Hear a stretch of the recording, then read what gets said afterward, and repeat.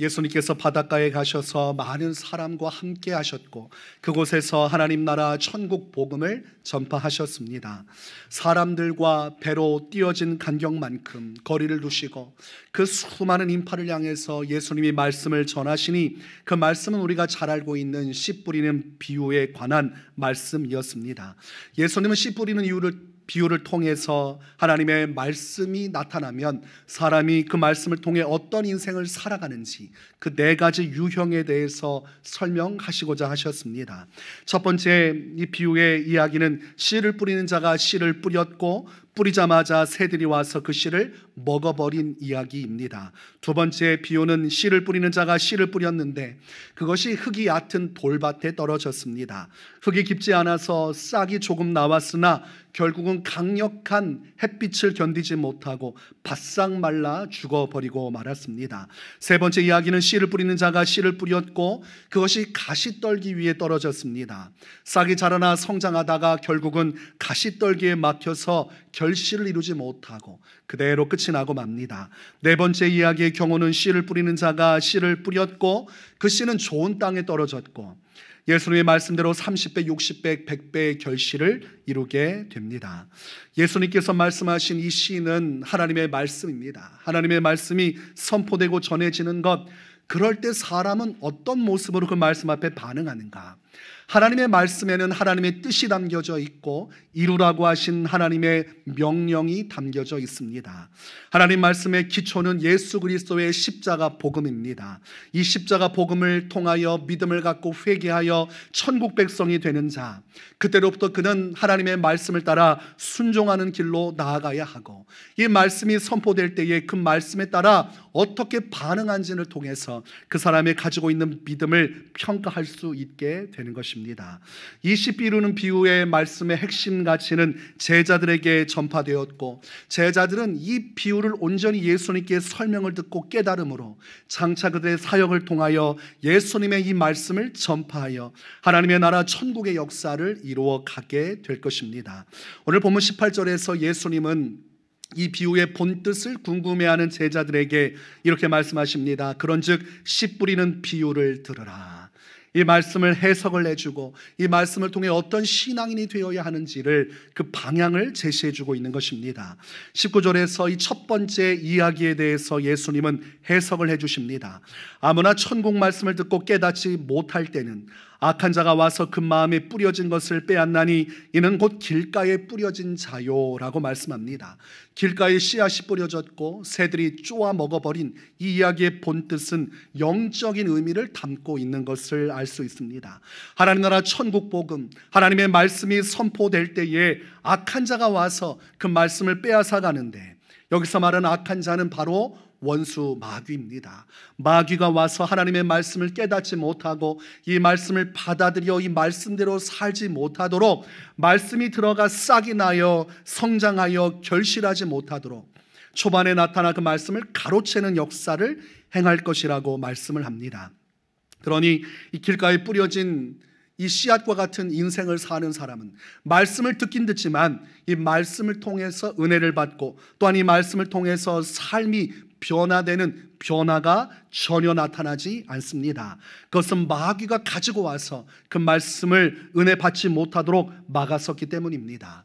어떻게 하면 원수 마귀가 사람에게 말씀의 씨앗이 심겨지고 이 말씀대로 살아가지 못하도록 원천 차단하는 것일까?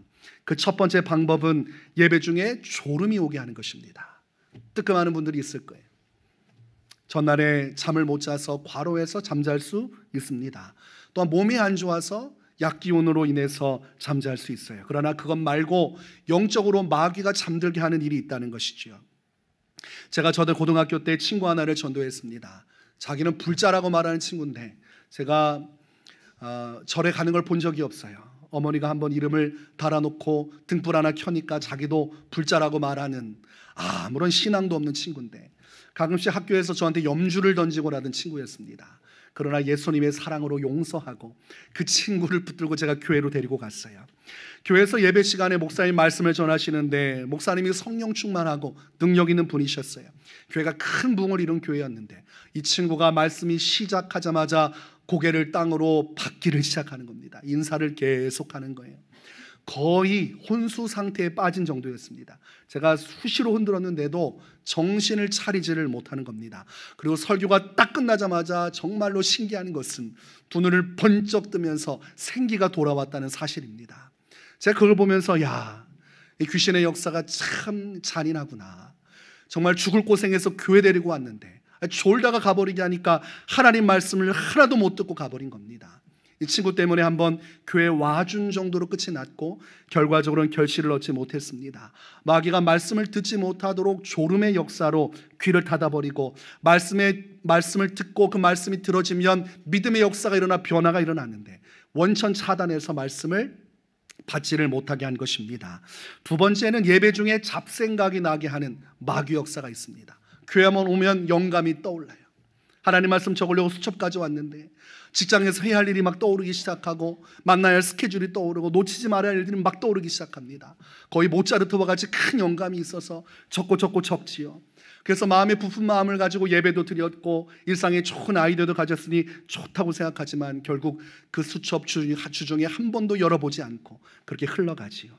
마귀가 많은 생각을 주는 이유는 말씀 듣지 말라고 하는 것입니다. 예배 중에 자꾸 생각이 오는 것, 집안 문 단속 잘했는지, 가스불 잘 껐는지, 그리고 직장에서 이번 주에 있는 프로젝트는 어떻게 할지, 지금 내가 가지고 있는 이 근심 걱정, 이 문제 어떻게 해야 될지 수많은 생각이 예배 속에 파고들면 여러분 분별하셔야 됩니다. 마귀가 말씀을 쪼아먹고 있는 거구나.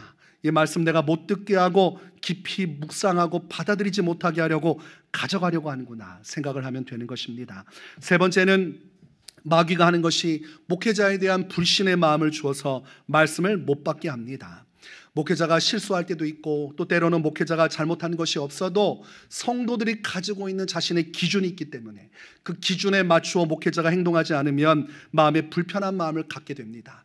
그때 그 틈새를 타고 마귀가 역사하는데 목회자에 대한 신뢰를 떨어뜨리고 이 관계에 대해서 표면적으로는 드러나지 않지만 마음으로는 닫혀진 마음을 갖게 합니다. 궁극적인 이유는 하나님의 말씀을 들었을 때 그 말씀을 받지 못하게 하는 것입니다. 이 관계에 있어서 내 마음이 불편하고 마음을 닫아버리면 목사님이 성령 충만하고 아주 귀한 하나님의 말씀을 전해도 그것이 하나님의 말씀으로 들려지지 않고 사람의 말로 들려집니다. 괜시리 저 사람의 말에 내가 끌려가는 것 같고 괜시리 내가 설득당하는 것 같고 마음의 문이 닫혀 있으니까 부정적으로 그 말씀 앞에 반응함으로 결과적으로 주님은 계속해서 말씀하시는데 내가 문빗장을 닫아서 하나님의 말씀이 들어오지를 못하는 것이죠. 장독대 입구를 열어놔야 빗물을 받아서 그걸로 뭐라도 하지요. 이 장독대 입구를 닫아버리는데 성령의 단비가 어떻게 들어옵니까? 하나님은 목회자의 이 말씀, 선포된 말씀을 통해 성령의 역사가 일어나는데 마음이 닫혀졌으니 이 말씀이 어떻게 교통할 수가 있습니까? 그러니 이것도 참 중요한 것이에요. 그래서 목회자에 대한 부정적인 이미지가 생기고 반발심이 생길 때는 생각을 바꿔야 됩니다. 그러면 내 영혼이 말라 죽는 것이기 때문에 하나님 앞에 중보기도자가 되기를 선택해야 됩니다. 목사님이 부족한 것이 있거나 또는 내 안에 불편한 것이 있으면 그것 놓고 기도하면 되는 것이죠. 또 오늘부터 중보기도의 역사가 일어나면 안 됩니다. 은혜 받아가지고 목사님 중보기도 하겠습니다. 그러면 제가 오해를 하기 때문에 중보기도는 조용히 여러의 삶 속에서 믿음을 가지고 마음이 불편할수록 더 목회자를 위해 중보하고 기도하면 그렇지, 내가 마음의 문을 열고 목사님을 위해 기도하면 목사님도 잘 되고 나도 그 말씀을 통해 은혜를 받으니 서로가 살아갈 수 있는 길이 이 길임을 깨닫게 될 것입니다. 예수님께서 말씀하시는 씨 비루린 비유의 두 번째는 흙이 얕은 돌밭에 떨어진 경우인데 그때 해가 비추어져서 이 얕은 이 흙 속에 뿌리가 내리고자 하지만 돌밭이라서 깊이 뿌리가 내리지 못함으로 따뜻한 정도를 넘어선 뜨거운 햇살이 비추어지면 결국은 싹이 터서 자라나다가 말라 죽어지는 경우가 생기게 됩니다. 이 돌밭에 뿌려진 이 씨의 비유를 예수님은 본문 20절과 21절에 이렇게 설명해 주십니다. 돌밭에 뿌려졌다는 것은 말씀을 듣고 즉시 기쁨으로 받되 그 속에 뿌리가 없어 잠시 견디다가 말씀으로 말미암아 환난이나 박해가 일어날 때에는 곧 넘어지는 자요. 이 돌밭에 뿌려진 심령과 같이 하나님 안에서 돌밭의 심령은 말씀을 들어요. 그래서 그 말씀을 통해서 기뻐합니다. 하나님이 원하시는 인생이란 이것이구나, 하나님께서 기뻐하시는 삶은 이것이구나 말씀을 깨닫는데 그러나 오래 가지 않습니다. 성경 말씀 분명한 기록처럼 잠시 견디다가 오늘 이 햇살이 비추어지면 결국은 바싹 말라 씨앗이 싹을 틔우다가 죽어버리는데, 이 강력한 햇살은 이 땅에서 예수님을 믿는 자가 말씀으로 살아가려 할 때 그에게 닥치는 환난이나 박해를 의미하는 것입니다. 거대한 태양의 빛이 비추어지면 그 속에서 결실 내리지 못하고 결국은 바싹 말라지는 이 하나의 싹처럼 하나님의 말씀을 온전히 받고 순종하는 길로 가야 되는데, 이 돌밭 심령은 말씀을 잠시는 기뻐하지만 오래도록 말씀을 받아서 그 말씀을 가지고 박해와 환난을 견뎌내는 데까지는 이르지 못합니다. 여러분이 예수님을 믿고 하나님의 말씀을 받아들이면 그때부터 영적인 세계가 열려지고 기본적으로 성령께서 내주하시기 때문에 하나님을 아빠, 아버지라 부르게 됩니다. 그리고 그 안에서 어둠의 권세는 이제 하나님의 자녀된 그 사람을 어떻게든 지옥으로 끌고 가기 위해서 계속해서 수많은 시험을 하게 되는데, 예수님께서 이 땅에서 공생애를 시작하시기 전에 40일 동안 금식하셨습니다. 40일 금식하셨으면 그 은혜를 받아서 바로 세상에 가서 복음을 전파하시면 되는데, 성경 말씀을 보니까 그 틈새 예수님께서 세상에 나가 복음을 전하시기 전 아주 중요한 그 타이밍에 마귀가 뚫고 들어와서 예수님을 시험합니다. 어려운 그 힘든 고통의 금식의 최절정의 순간에 마귀가 찾아와서 예수님께 와서 세 가지 시험을 하고 결국은 예수님을 굴복시키려 하지만, 예수님은 그럼에도 불구하고 그 위기의 순간을 믿음으로 견디고 끝까지 자신의 십자가의 길을 향해서 걸어 나가십니다. 그러나 모든 성도가 다 예수님처럼 이렇게 끝까지 믿음으로 승리하지를 못합니다. 그런 경우가 이 돌짝밭 심령의 삶이라 할 수 있겠어요. 예수님을 믿고 기뻐요. 천국에 소망이 있어요. 그러나 막상 현실을 살다 보니까 예수님을 믿는다는 이유로 핍박을 받기 시작하고 어려움을 당하기 시작하면서 믿음이 흔들리기 시작합니다. 직장에서 상사로부터 동료로부터 예수님을 믿는다는 이유로 미움을 당하기 시작할 때 신앙이 흔들리기 시작하고, 결과적으로는 신앙적으로 열심을 다해 살아가다가 도중에 핍박받으니까 힘겨워서 신앙의 길에서 돌이키는 자들이 있습니다. 내가 무엇하리 고통받으면서 비난받으면서 예수님을 믿어야 하는가? 사람들이 나에게 하는 말들이 상처가 되고 사람들이 내게 하는 비난이 상처가 돼서 신앙의 길에서 뒤로 물러나 다시금 세상 사람들의 품속에 숨어들어서 어떤 이는 내가 그리스도인이라는 사실 자체를 아예 숨긴 채로 나의 믿음 단 한마디도 고백하지 못한 채 그렇게 살아가는 성도가 있고, 때로는 신앙을 부정하고 상황에 따라 이리저리 말씀을 따라 순종하기는커녕 내가 사람들에게 비난받지 않으려 몸부림치는 신앙인들이 있습니다.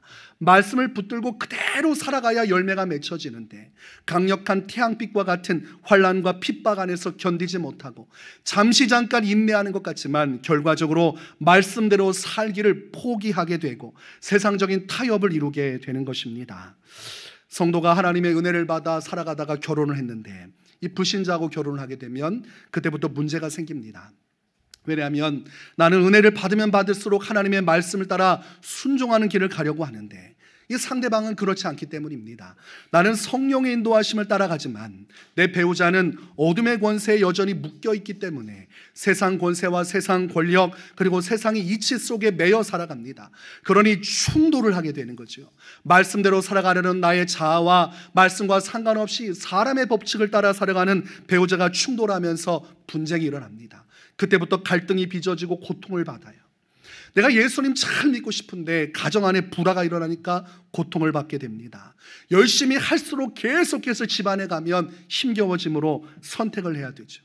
그럼에도 불구하고 내 배우자를 끌어안고 그를 위해 기도하고 그러면서 믿음의 도리를 다하여 주께로 가는 길을 멈추지 않고 모든 것을 인내하며 믿음으로 돌파하여 나가 그 영혼을 구원하든지, 아니면 내가 그 영혼이 원하는 대로 맞춰져서 신앙생활의 날개를 꺾고 하나님 말씀대로 사는 것을 뒤로 하고 그 남편이나 아내가 원하는 대로 맞춰 살아갈지 결정을 해야 됩니다. 그래서 어떤 분은 처녀적인 신앙생활 열심히 하고 하나님 잘 섬기다가 결혼하고 나서 신앙이 그대로 곤두박질 치는 경우가 많습니다. 약속을 한 거지요. 결혼하면 예수님 잘 믿겠다고 하겠다. 결혼 약속한 거예요. 결혼 전에 교회도 와서 신앙생활하는 것도 보여주고, 또 부모님도 이제 믿음의 사람이니까 사위가 될 사람 미리 교회 오는 거 보면서 한 1년 정도 잘 다니니까 그래, 이 정도면 결혼해도 신앙생활 잘하겠구나. 하지만 항상 반전이 있습니다. 결혼하면 그렇게 하지 않는다는 게 문제입니다. 저는 그런 케이스를 너무나 많이 봤어요. 결혼하면 생각이 바뀌어요.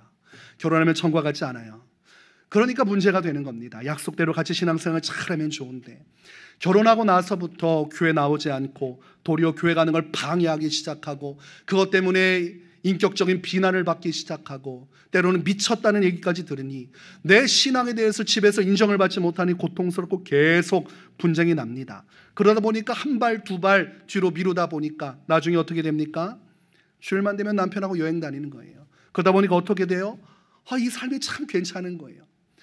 남편하고 같이 여행도 하고 맛있는 거 먹으러도 가고, 그러다 보니까 이 교회 받았던 은혜도 다 날아가고, 하나님께 하겠다고 했던 헌신도 다 날아가고, 하나님 나라 천국 역사는 눈에 보이지도 않고, 그저 하루하루 기쁘다 보니까 그렇게 신앙이 무너져 내리는 것입니다. 남편 때문에 그렇게 되는 경우, 아내 때문에 그렇게 되는 경우, 때로는 남편도 아내도 괜찮은데 시부모님이 타종교라서 계속해서 전화하고 계속해서 주일마다 일정을 잡아서 교회 못 가게 만들고, 교회 가면 비난하고, 갈 거면 너 혼자 가라, 애들은 절대로 보내면 안 된다, 이렇게 고통을 주니 결과적으로 애들도 교회 안 가고 자기도 교회 안 가는 최악의 사태까지도 벌어집니다.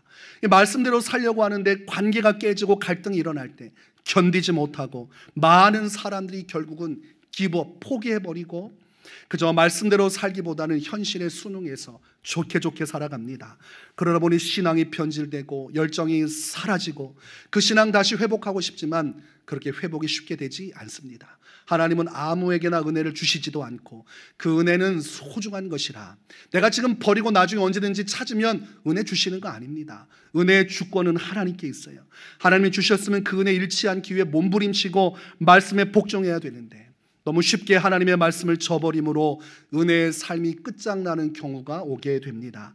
그래서 수많은 사람들이 그렇게 신앙의 열정을 잃어버리고 많은 핍박과 환난과 어려움 속에서 신앙의 열매를 틔우지를 못하고 그렇게 끝이 나버리고 맙니다. 코로나 바이러스 사태가 벌어졌을 때 교회가 마치 이 모든 것의 분쟁, 그리고 이 모든 질병의 원인인 것처럼 주목을 당했어요.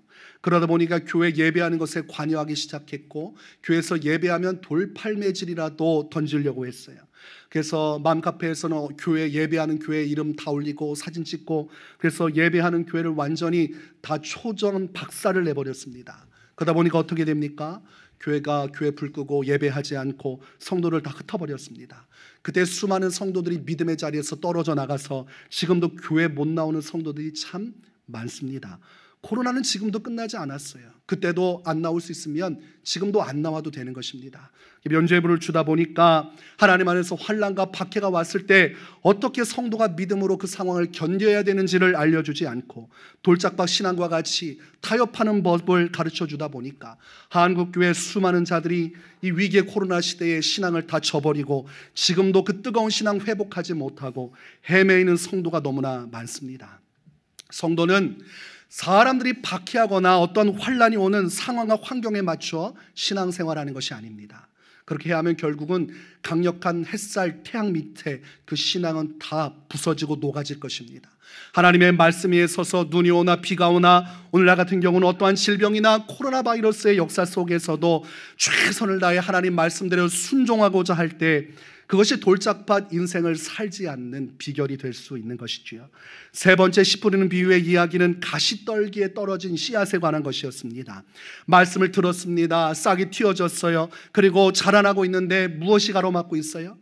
가시떨기가 가로막고 있어서 결과적으로는 결실에 이르지를 못하게 됩니다. 어떤 거대한 것이 그를 막아섰는데, 오늘 예수님은 그것을 본문 22절에서 이렇게 설명합니다. 가시떨기에 뿌려졌다는 것은 말씀을 들으나 세상의 염려와 재물의 유혹에 말씀이 막혀 결실하지 못하는 자요. 하나님의 말씀을 들었고 어떻게 살아야 되는지 알았어요. 십자가의 도를 듣고 회개하고 하나님의 자녀로 사명을 따라 살고 항상 성령 안에서 깨어 기도하며 하나님 나라가 도래할 때까지 믿음의 선한 양심을 따라 날마다 살아가야 한다는 것 압니다. 그러나 막상 세상을 살다 보면 무슨 문제가 됩니까? 오늘 가시떨기와 같은 유혹의 역사가 찾아오는데 세상의 염려, 재물의 유혹이 그에게 찾아오는 것입니다. 하나님 나라 천국은 눈에 보이지 않고 하나님도 손으로 만질 수는 없고 그 말씀을 들어 마음에 뜨거운 열망은 있지만 막상 현실은 그렇게 녹록하지 않는다는 것을 깨닫게 되는 것이죠. 그래서 세상 염려에 마음이 매이기 시작해요. 세상 염려는 결국 먹고 사는 문제입니다. 먹고 사는 문제가 너무나 힘겹고 삶이 고단하니까 내가 신앙생활하는 게 먹고 사는 것보다 더 중요할 수 있겠는가? 그러면서 우선순위가 뒤바뀌기 시작하고 신앙이 밀리기 시작합니다. 그래서 마태복음 6장 31절에서는 그러므로 염려하여 이르기를 무엇을 먹을까, 무엇을 마실까, 무엇을 입을까 하지 말라. 아무것도 염려하지 말고 주님을 믿는 믿음으로 살아가라 하지만 이 가시떨기에 붙들린 씨앗처럼 어떤 성도는 말씀을 듣고 동기부여는 받았지만 현실이란 장벽에 마음이 붙들려서 먹고 사는 문제 때문에 타협을 합니다. 내가 해야 할 일이 있고 내 생계에 중요한 문제가 있으면 신앙생활은 다 뒷전으로 돌립니다. 그러다 보니까 신앙이 먹고 사는 문제에 시달리기 시작을 해요. 내가 잘 되고 먹고 사는 문제 괜찮으면 신앙생활 좀 열심히 하다가 좀 삶이 어려워지고 나라 경제가 어려워지면 그때부터 신앙생활 중단하거나 신앙생활이 뒤로 밀리기 시작합니다. 어떤 성도는 보이스피싱을 당했어요. 자기가 잘못해서 당한 거 아닙니까? 수천만 원의 보이스피싱 당했는데 이 원망을 하나님께 하는 겁니다. 내가 예수 믿는다고 왔는데 결국은 예수 믿는다고 하다가 돈 다 잃었다. 그리고 신앙생활 하지 않는 모습을 보았습니다. 고면에도 듣지 않아요. 왜냐하면 그 마음이 세상 염려로 가득 차서 내가 먹고 사는 문제에 도움 안 되면 예수님의 말씀대로 살지 않는 길로 자꾸 빠져가는 것입니다. 여기 한번 걸리면 이 가시떨기에 붙들려서 주어진 삶의 환경 속에서 신앙이 자라나지 못하고 열매를 맺지 못하는 것입니다. 또 가시떨기 신앙에 속하는 자들은 이 재물의 유혹을 따라 살아갑니다. 세상에서 더 많은 부와 명예를 얻을 수 있다면 신앙은 뒷전으로 하는 것이죠. 성공하기 위하여 더 많은 부와 명예를 얻기 위해 달려가다 보니 하나님의 말씀이 이게 중요한 것인데 자꾸 앞에 브레이크를 거는 거예요. 돈을 사랑하지 말라, 브레이크를 거는 거지요. 하나님께 몸과 마음과 뜻과 힘을 다해 주를 사랑하라, 이게 브레이크 걸리는 거예요. 지금 당장 가서 세상에서 내 성공을 위해 하고 싶은 일들이 너무나 많은데 지금 그 자리에 가려면 내가 신앙적으로 하던 거 내려놓고 내 시간 거기에 다 쏟아내야 되는데 이 두 가지 고민하다가 결국은 아니야, 일단은 내가 잘 돼야지, 내가 성공해야지, 그리고 잘 되고 나면 나중에 내가 하나님의 교회를 섬기고 주를 위해 살아야지, 이렇게 하고 재물의 유혹을 따라 열심히 세상 성공을 위해 살아가다 보니 말씀대로 살지 못하고 결국은 유혹받아서 이 가시떨기에 걸려서 결국은 신앙이 도태되고 무너지게 되는 것입니다. 마음이 온통 세상의 것, 세상의 성공에 있다 보니까 전도 못합니다. 헌신봉사 못합니다. 개인기도 못합니다. 중보기도는 더 못합니다.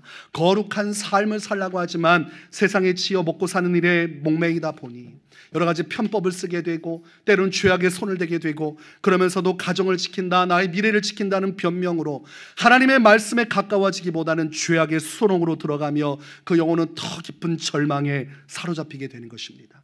이 가시떨기에 붙들린 신앙생활을 하는 것입니다.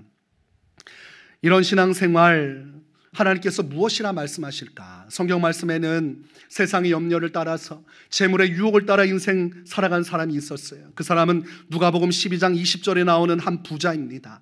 그 사람은 평생 동안 열심히 일했고 자신이 원하고 성취하는 세상적인 영광을 다 취하게 되었습니다. 그러나 그의 인생에는 하나님이 없었어요.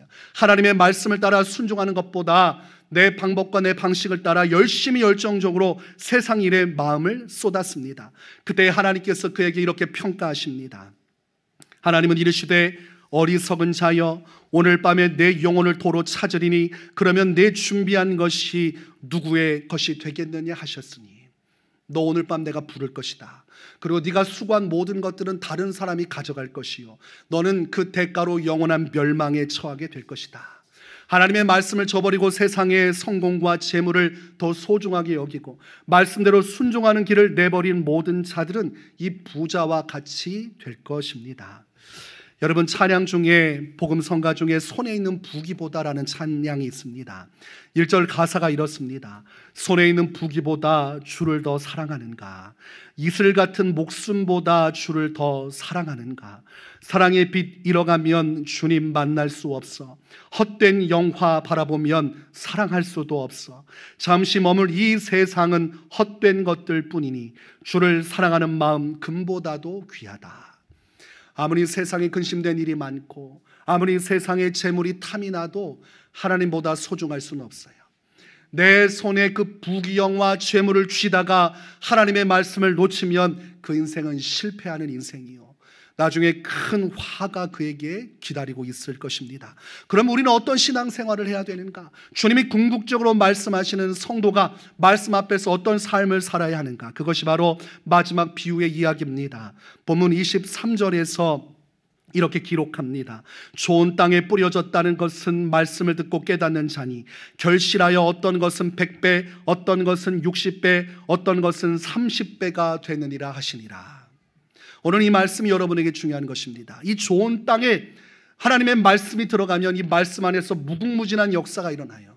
이 좋은 땅은 하나님의 말씀이면 내가 순종하겠습니다, 이 심령을 가지고 있는 사람입니다. 내 뜻대로 내 맘대로 살아가는 인생이 아니라 오직 하나님의 뜻대로만 살겠다고 다짐하고 그 중심을 가지고 끝까지 인내하고 어떠한 유혹도 이겨내며 하나님이 말씀하신 그 뜻을 준행하는 자, 그 사람이 바로 좋은 땅에 뿌려진 씨앗과 같아서 좋은 심령을 가지고 있으므로 그 말씀을 따라 순종함으로 하나님의 역사가 그의 인생 가운데 나타나기 시작하고 하나님의 말씀을 따라 순종하는 그에게 말씀의 응답이 이루어지기 시작하여서 아주 짧은 인생이고 보잘것없는 인생이지만 그 인생을 주님은 주목하시고 그 인생이 순종하는 삶을 통해서 수많은 자들이 예수님을 믿고 거듭나 구원받고 그의 말과 행동을 통해서 수많은 자들이 살아계신 하나님을 보게 되는 것입니다. 하나님께서 그 인생을 불꽃같이 귀하게 쓰시는 것, 그것이 바로 말씀을 따라 순종하는 인생을 살아나갈 때 일어나는 것입니다. 오늘날 많은 성도들이 첫 번째, 두 번째, 세 번째 경우에 속합니다. 교회 와서 예배 드린다고 앉아있다가 말씀 하나도 깨우치지 못하고 졸다 가거나 딴 생각하고 가거나, 그리고 마음속에 목회자에 대한 부정적인 생각에 마음이 휩싸여서 어떤 것도 마음의 열매를 맺지 못하고 교회 나갈 땐 머리가 백지장 상태로 나갑니다. 그러나 예배 드렸다는 사실 하나에 안위를 받죠. 여러분, 복음과 율법의 차이가 그것입니다. 이 율법적인 삶인 것이에요. 내가 하나님을 만나지 못했어도 예배 자리에 앉아있다 가면 그것으로 족한 것이 율법입니다. 그러나 복음은 하나님을 만나야 의미가 있는 것입니다. 와서 하나님의 말씀을 듣고 깨우치고 그 은혜 받아서 삶이 변화될 때 그게 바로 복음의 본질이 되는 것이지, 오늘도 많은 사람들이 복음을 믿는다고 하면서 실제 삶은 율법적인 삶을 살아갑니다. 아무것도 내 마음속에 말씀이 맺혀지지 않고 어떤 말씀을 통해 감동을 받지도 못하고 그 말씀을 통해 내 삶에 단 하나도 변화가 없으면서도, 회개했다고 말은 하지만 회개의 열매가 단 하나도 없으면서도 괜찮다 괜찮다 말하지요. 이 길가에 뿌려진 씨앗과 같은 인생 사는 것입니다. 그렇게 되면 아무런 열매를 맺지 못하고 그에 대한 대가는 참혹합니다. 좋은 열매 맺지 못하는 나무는 불에 던져 살라버린다는 것이 성경의 말씀입니다. 와가지고 종교적으로 자리만 채우는 신앙으로는 하나님 나라 갈 수가 없습니다.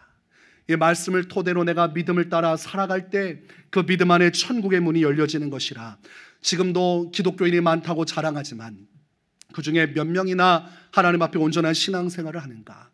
대다수의 성도들이 주일 성수한다고 일주일에 한 번 와서 그저 자리만 차지하고 있다가 세상으로 돌아가고 세상 사람들과 별다를 바 없는 삶을 살다가 죽습니다. 그럼 어떻게 됩니까? 주여 주여 하는 자마다 다 천국에 돌아올 것이 아니요 내 말씀대로 뜻대로 순종하는 자라야 천국에 들어가리라는 말씀대로 천국 갈 줄 알았는데 천국 못 갑니다. 하나님도 그 사람이 누군지를 모르십니다. 주님 저잖아요. 제가 주일날 와서 예배도 했고 헌금도 좀 했고 가끔씩 봉사도 했는데 저 모릅니까? 라고 말하지만 주님은 나는 너를 모른다라고 말씀하실 것입니다. 그리고 하나님의 말씀을 듣고 반짝 기뻐하죠. 감정적으로 뜨거운 열정이 나는 성도들이 있습니다. 야, 내가 정말 예수님 만나길 잘했구나.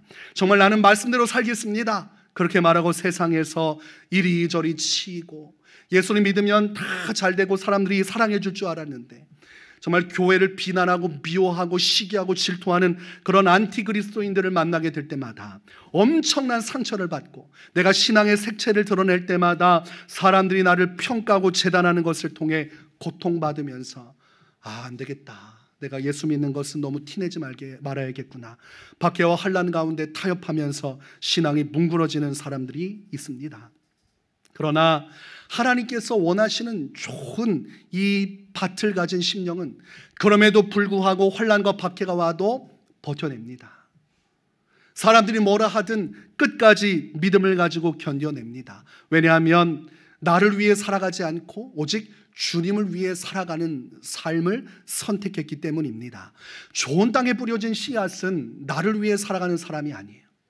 여러분의 지금 마음밭이 어떤지는 알 수 없지만 여러분이 박해와 환난을 이길 수 있는 유일한 길은 여러분을 위해 살아가지 않고 주를 위해 살아가는 신앙이 여러분 안에 담겨져 있을 때만 가능합니다.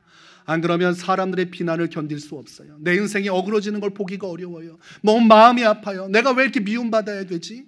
내가 왜 사람들에게 이렇게 적대치 당해야 되지? 내 인생이 너무 불쌍해서 믿음 생활 제대로 못해요. 예수 믿으란 말 한마디 못하고 예수 믿는다고 말 한마디 사람들에게 외치지도 못한 채로 그렇게 실패자처럼 신앙생활하는데 그런 믿음을 주님은 받지를 않으십니다. 그러니 내가 죽어나갈 수밖에 없어요. 예수님의 십자가 복음 앞에서 내가 죽는 인생이 돼야 박해와 환난도 견뎌낼 수가 있는 것이요, 그런 인생을 주님은 좋은 땅에 심기어진 심령이라 말씀하십니다. 내가 죽어지지 않은 심령, 내가 살아있는 심령, 내가 하나님보다, 하나님의 말씀보다 더 소중한 심령은 결국은 시작은 반짝 열심히 신앙생활을 시작하지만 끝이 좋지 않습니다. 성경의 역사의 가장 최종점은 끝이 좋아야 합니다. 처음 예수 만나고 은혜 받고 성령 충만해도 결과적으로는 믿음 지키지 못하고 세속적으로 타락하면 결국은 그 신앙은 실패입니다. 끝이 좋아야 돼요. 예수님 앞에 서는 날까지, 내가 주님 앞에 서는 날까지 온전한 믿음을 지키지 못하면 결과적으로는 돌짝밭 인생, 길가밭 인생으로 끝이 나죠. 그리고 내 인생에서 내가 죽지 않으면 환난과 핍박뿐만이 아니라 세상의 유혹이 올 때 끌려가게 돼 있어요. 여러분, 돈 싫어하는 사람이 있습니까? 여러분, 제가 돈을 좋아하겠습니까? 싫어하겠습니까? 돈 아주 좋아합니다. 돈 좋아해요.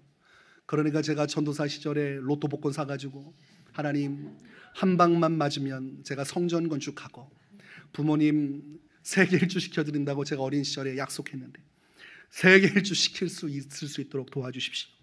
돈을 좋아하니까 복권 샀겠죠, 목사가. 돈을 좋아하니까 제가 어떤 때는 목회 그만두고 원양어선이나 타러 갈까, 돈도 없는데 한 1년 고생하면 한 1억 번다는 얘기가 있는데 내가 3년만 미친 척하고 가서 돈 벌어오면 그거 가지고 뭐 하면 되지 않을까, 이런 생각도 한 적이 있습니다. 돈 좋아해요. 그러나 그것보다 주님을 더 사랑하고 좋아하기 때문에 이미 내가 사랑하는 예수님을 위해 내 모든 걸 내놓을 각오의 중심을 가지고 있기 때문에 세상적인 어려움과 근심이 찾아오고 또한 물질적으로 어려움이 찾아오고 또 여러 가지 재물의 유혹이 찾아와도 거기에 굴하지 않고 그럼에도 불구하고 주님 말씀 순종하며 가는 것입니다. 갈라디아서 2장 20절에 내가 그리스도와 함께 십자가에 못 박혔나니 그런즉 이제는 내가 사는 것이 아니요 오직 내 안에 그리스도께서 사시는 것이라. 이제 내가 육체 가운데 사는 것은 나를 사랑하사 나를 위하여 자기 자신을 버리신 하나님의 아들을 믿는 믿음 안에서 사는 것이라. 좋은 땅에 심기어진 이 씨앗이 열매 맺을 수 있는 것은 좋은 심령이기 때문이요, 그 좋은 심령을 가진 자는 나를 위해 살지 않습니다. 십자가의 도를 확실하게 받아들임으로 나는 죽고 오직 예수님만 내 안에 계셔서 예수님을 위해서만 살아가는 것이기 때문에 예수님을 사랑하여 그분의 온전한 뜻을 순종하는 것이 인생의 가장 큰 소망이므로 환난과 박해도 이겨내고 그리고 어떠한 유혹도 이겨낼 수 있는 것입니다. 여러분은 지금 어떠한 심령을 가지고 주님 앞에 서 있습니까? 여러분, 말씀을 듣고 잠깐 기뻐하다가 박해와 환난이 오면 꼬리를 내리고 타협하는 신앙생활을 하고 있습니까? 아니면 세상에서 먹고 사는 문제, 그런 것들에 지장이 되는 한 신앙생활, 이리저리 먹고 사는 문제와 재물의 유혹에 따라 흔들려서 열심히 하기도 하고 안 하기도 하고 교회를 떠나기도 하는 그런 신앙생활을 하고 계십니까? 여러분이 부디 좋은 심령이 되어서 여러분의 마음속에 가장 소중한 분이 예수님이 되고, 여러분이 사랑하는 분이 예수님이 되고, 여러분의 인생은 여러분의 것이 아니라 하나님의 것이 됨으로 말미암아 주님이 어떠한 말씀을 여러분에게 던져주시든 그 말씀 받들어 순종할 수 있는 사람, 넌 거기 거하여 나의 말씀을 따라 순종하며 살다가 죽어라. 주님이 말씀하시면 주님이 원하시는 곳에서 주님의 말씀 하나 붙들고 평생 동안 주를 위해 살다가 죽을 수 있을 정도의 믿음, 그것이 바로 좋은 심령입니다. 그 사람은 주님이 어떤 말씀을 주시든 그 말씀을 통해서 승리할 것이요, 주님은 그 사람의 인생을 통해 무한한 영광을 받으실 것이요, 그런 자에 대해서 성경은 약속합니다. 마태복음 16장 25절에 누구든지 제 목숨을 구원하고자 하면 잃을 것이요, 누구든지 나를 위하여 제 목숨을 잃으면 찾으리라. 나를 위해 다 버리고 나를 위해 다 포기하고 나를 위해 손해보는 인생을 사는 것 같아도 그런 인생은 내가 책임져 주고 내가 다 채워주고 내가 영원히 그를 붙들어 주어 손해보지 않는 삶을 살게 해주겠다고 약속하셨습니다. 성경에 기록된 아브라함, 요셉, 다니엘, 그들은 주의 말씀을 따라 손해보는 인생을 선택했어요. 재물의 유혹이 와도 주의 말씀을 따랐고, 사람들이 박해하고 혼란이 와도 주의 말씀을 따랐고, 결국 그들을 하나님은 복 주시고 은혜를 베풀어 주셔서 이 세상에도 결국 높여주셨지만 그들은 영원토록 하나님 나라에서 빛나는 별과 같이 영광을 받게 하여 주셨습니다. 하나님의 말씀에 따라 순종하는 것은 희생과 고통만 있는 것이 아니라 그 반대적인 더 큰 영광이 기다리고 있는 것입니다. 그러니 오늘도 좋은 심령이 되어서 하나님 신뢰하는 마음으로 주신 이 믿음의 말씀 붙들고 세상 끝날까지, 주님 앞에 서는 날까지 믿음의 승리를 이루어 나가시기를 주님의 이름으로 축원합니다.